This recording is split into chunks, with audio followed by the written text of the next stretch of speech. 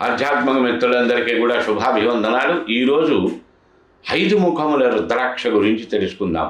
మీ యోగానంద శర్మ, శ్రీపీఠము రుద్రాక్షశాల నవరత్న ఎంపోరియం, మణికొండ, హైదరాబాద్.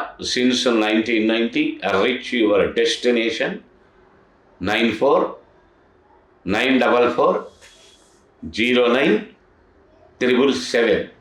సదా మీ సేవలు. ఆధ్యాత్మిక మిత్రులారా, ఈరోజు 5 ముఖముల రుద్రాక్ష, దీనినే పంచముఖి రుద్రాక్ష అంటారు.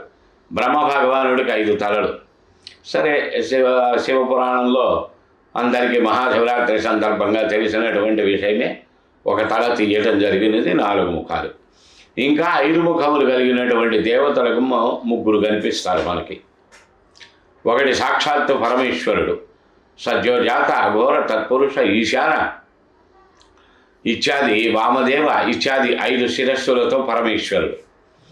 అలాగే గాయత్రి అమ్మవారు, ముక్త, విద్రుమ, హేమ, నీల, ధవళ 5 వర్ణములతో 5 శిరస్సులు కలిగి ఉంటుంది జగన్మాత. తరువాత ఆఖరి స్వరూపం హనుమంతుడు. వందే వానర నార సింహ ఖగరాట్ క్రోడాశ్వ 5 ముఖములతోటి కలిగి ఉంటాడు హనుమంతుడు.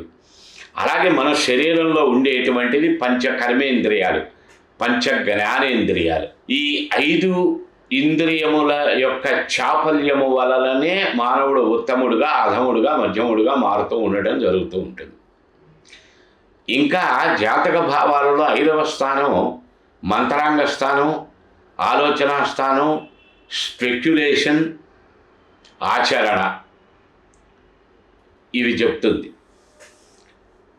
సో ఈ 5 ముఖముల రుద్రాక్ష ధరించడం ద్వారా ఒక మాలగా జపానికి కానీ, ధారణకి కానీ, ఇటు ఆధ్యాత్మికత, అటు స్పెక్యులేషను, ఇటు మానసిక పరివర్తన, మానసిక ప్రశాంతత, ఆలోచన సరళి, మంత్రాంగ స్థానం, యంత్రాంగ స్థానం, జపతపానుష్ఠానాది యోగములు, ధారణ ద్వారా శరీరానికి సంపూర్ణమైనటువంటి రక్షణ, పవిత్రత, పంచేంద్రియములు ప్రకోపించకుండా సమతుల్యమైనటువంటి పరిస్థితులను చక్కగా కలగజేసేటువంటి వాటిల్లో ఇది ఒక వజ్రాయుధంలా పనిచేస్తుంది.